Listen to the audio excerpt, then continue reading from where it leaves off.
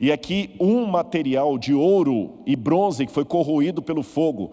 Os especialistas levaram isso em laboratório e acreditam que esse material foi queimado a uma temperatura de 500 graus Celsius. Essa foi a temperatura do fogo da Babilônia sobre Jerusalém. Não era para o povo de Deus passar por aquilo. Agora, irmãos, para ir para o final aqui, que meu horário já esgotou, eu quero contar umas 3 ou 4 coisinhas para terminar com vocês. Olha na tela isso aí. Essa aí que vocês estão vendo agora são alguns fragmentos de estatuetas de deuses cananitas, pagãos, que nós temos na coleção de arqueologia do UNASP. O que me chama a atenção, você tem Áshera ali, é que esses fragmentos de ídolos foram encontrados em Judá, em casas de judeus. Quando a gente escava e encontra um extrato anterior ao cativeiro da Babilônia, é muito fácil encontrar estatuetas de deuses em casas de judeus. A Bíblia passou a ter um outro significado para mim quando eu comecei a ler isso depois da arqueologia, que eu vejo o profeta falando, lancem fora os ídolos, não vão adorar nos lugares altos, e eu vejo aquele monte de estátua ali, eu vejo como o povo era tardio em ouvir a palavra do profeta.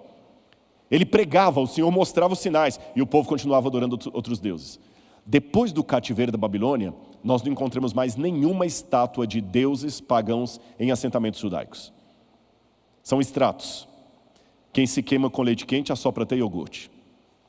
Deus precisou trazer o flagelo de Nabucodonosor para o povo aprender. Segunda coisa que eu queria chamar a atenção de vocês.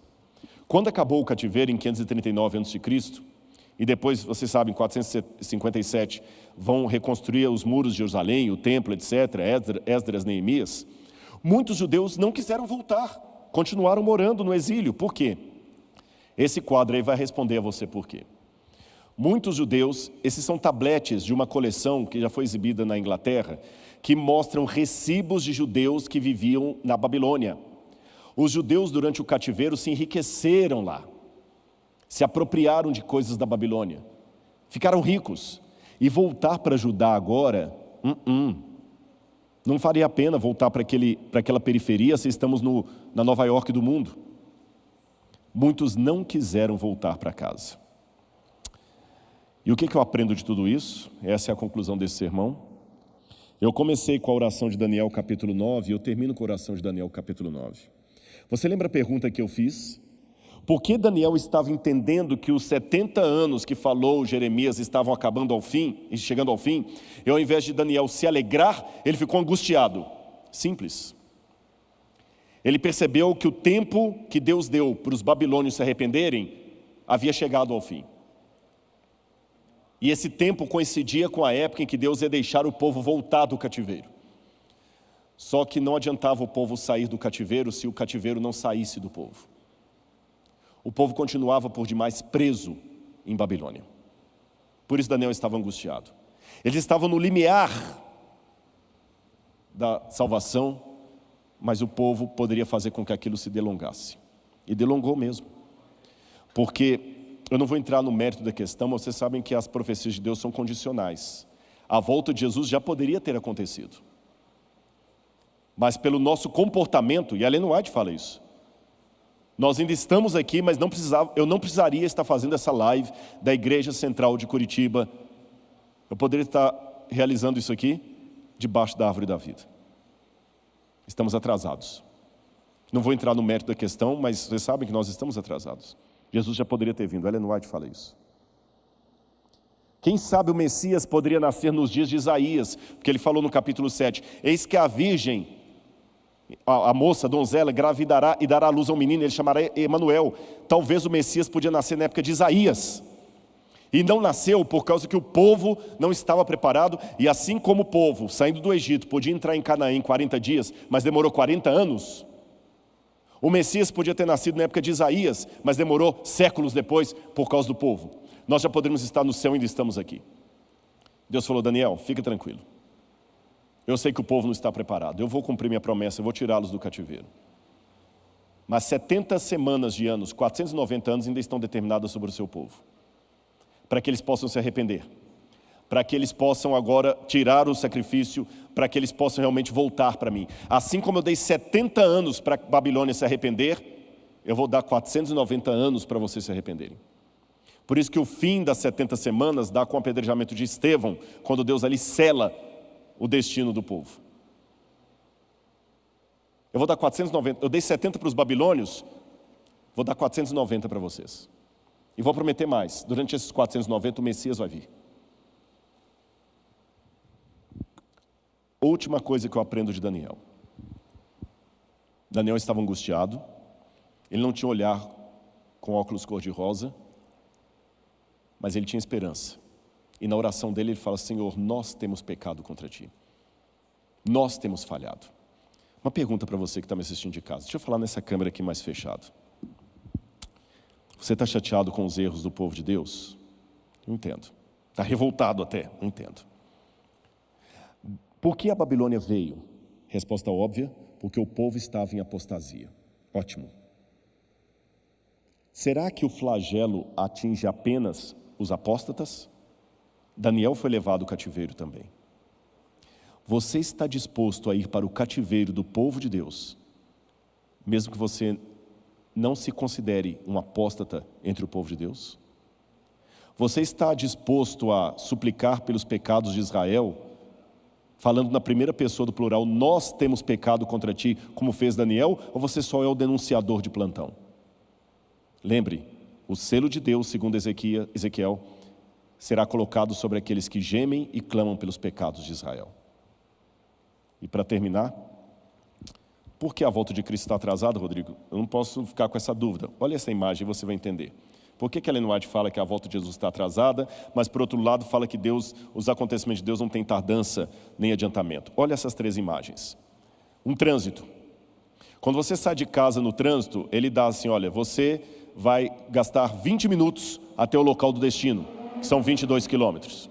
Só que imagine que durante o trânsito você pega um engarrafamento, você entra numa via errada, você para comer um lanche. O que o Waze vai fazer? Ele vai atualizar. E o que seria 20 minutos pode passar 30 minutos, 40 minutos. Você pega a hora do rush, o Waze vai atualizando. É isso que acontece com a profecia. Deus já tinha lá atrás o dia da volta de Jesus. E no Waze de Deus ele sabia que a volta de Jesus poderia ser no ano tal. Mas daqui até o ano tal, se no automóvel da igreja eu tomar ruas paralelas, parar o carro para lanchar, não vão ser 20 minutos. O Waze profético de Deus vai ter que reatualizar e recalcular a rota. Principalmente se eu sair do caminho que ele me mandou e entrar por outra via. Aí para voltar lá, você vai ter que voltar daqui a 2 quilômetros pegar um retorno. Por isso que a volta de Jesus, embora já esteja determinada pelo Pai desde o início, ela também está atrasada. Porque ele vai voltar no dia X, que eu não sei qual é. Mas o Pai sabia que se tivéssemos ficado no caminho correto desde o início, essa rota nós já poderíamos estar no lar há muito tempo. Último slide. Quando eu me tornei adventista do 7º dia, mostre na tela, por favor.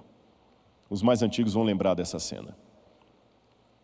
Eu vi esse folheto chamado Urgente. Deixa essa tela aí um pouquinho para o pessoal de casa ouvir. E nesse folheto chamado Urgente, o nome já dizia tudo, de cor alaranjada, você abria e lá dentro tinha o detalhe da volta de Jesus. Quantas vezes, eu tinha 5, 6 anos de idade, eu ficava olhando os detalhes dessa imagem e lá atrás falava algo mais ou menos assim: olhe bem esta foto, essa imagem, perceba os detalhes, é Cristo voltando como prometeu. Você está pronto para esse dia? Lembre-se, colocar-se em neutralidade é estar em oposição. Agora você está sabendo. E no folheto tinha em letras verdes assim: Cristo breve voltará, prepara-te. Eu ainda estou aguardando esse quadro. Meus irmãos, você que está olhando de casa, eu admito para você. Eu estou muito triste porque já se passaram anos que me batizei e Jesus não voltou ainda. Eu não sei quanto tempo vamos ficar aqui. Mas eu sei que Deus também deu um prazo de arrependimento para a Babilônia mística. Está em Apocalipse. E quando a paciência de Deus se esgotar, chegar ao seu limite, Ele vai vir para destruir a Babilônia de hoje, como veio para destruir a Babilônia de Nabucodonosor. Mas quanto a mim, eu tenho que ter bem claro na minha mente um ressignificado de Apocalipse 18, verso 1. Caiu a grande Babilônia. Nós sempre lemos isto pensando na confusão religiosa do mundo, e damos estudo bíblico, não é? Olha, caiu a grande Babilônia, etc. Está certo, essa explicação não está errada, não quero corrigir agora o estudo bíblico. Mas eu quero pedir licença para dar um ressignificado desse texto. Quando ele fala caiu a grande Babilônia, logo em seguida ele diz, sai dela, povo meu. E a gente sempre lê assim, sai da confusão religiosa, povo meu. Está correta a explicação, não quero inovar aqui. Mas eu tenho que fazer também uma leitura pessoal daquilo, porque Babilônia pode estar aqui dentro por minha culpa. Babilônia não é só um lugar geográfico, pode ser um estado de espírito. E eu termino a minha mensagem aqui, já preparando o caminho para os outros que virão, fazendo a mesma aclamação de Apocalipse. Em breve ouviremos, caiu a grande Babilônia, e se tornou esconderijo de toda árvore imunda e detestável. Sai dela, povo meu. Essa profecia para mim tem dois sentidos. É o povo de Deus, sincero, que está espalhado na confusão religiosa desse mundo de Babilônia, que vão sair unir aos remanescentes, e aquele que faz parte do remanescente, mas que ainda não entendeu, que ele até saiu da Babilônia, mas a Babilônia não saiu dele. E você, está disposto hoje a fazer esse pacto com Deus? Saia de Babilônia. Por mais que as profecias assírias a pintem como a melhor oportunidade para o povo de Deus, Babilônia não é o nosso lugar. Babilônia é o nosso desterro. Devemos almejar a volta do Senhor, o céu. Como aqueles judeus que no cativeiro, sempre saudosos de Jerusalém, diziam Lashaná Rabaá Beirushalayim, ano que vem Jerusalém. Que esse possa ser o nosso lema. Ano que vem, a nova Jerusalém. Que Deus abençoe você e sua vida. Amém.